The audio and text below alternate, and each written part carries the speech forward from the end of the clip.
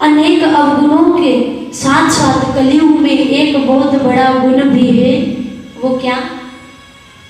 जो फल द्वापर त्रेता युग में ना जाने कितनी सामग्रियां लगाने से मिलता था, कलयुग में वो केवल हरि नाम लेने से मिल सकता है। केवल इस एक गुण को देखते हुए राजा परीक्षित ने कलयुग को छोड़ दिया, मारा नहीं।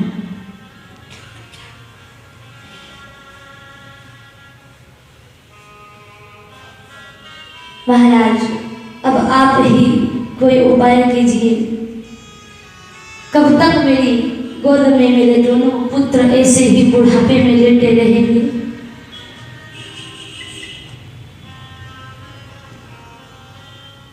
वृथा खेद से वाले अहो चिंता तुरा कथम श्री कृष्ण चरण भोजम स्मर दुखम गमीष्यति। वृथा खेद से वाले अहो देवी, तुम व्यर्थ की चिंता मत करो। अहो चिंता तुरा कथम श्री कृष्ण चरणम भोजम स्मर दुखम गमिष्यति। आप केवल और केवल उस परमात्मा के चरणों का ध्यान करो, आपके सारे दुखों का निवारण वो भगवान स्वयं कर देंगे।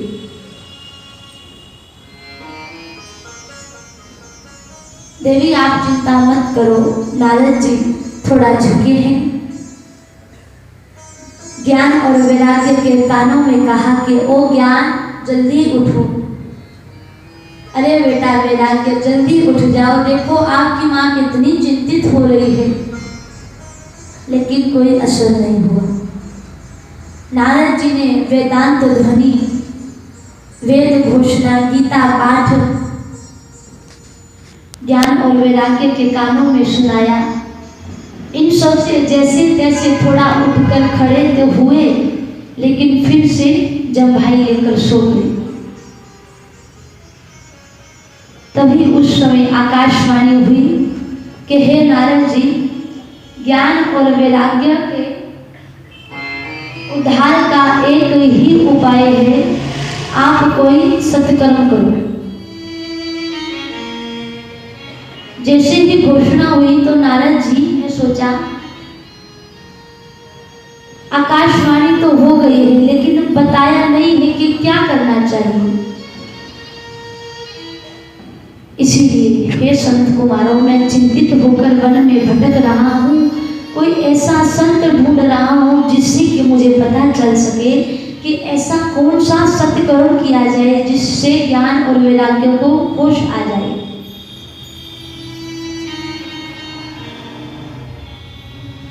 संत कुमारों ने कहा कि नारद जी,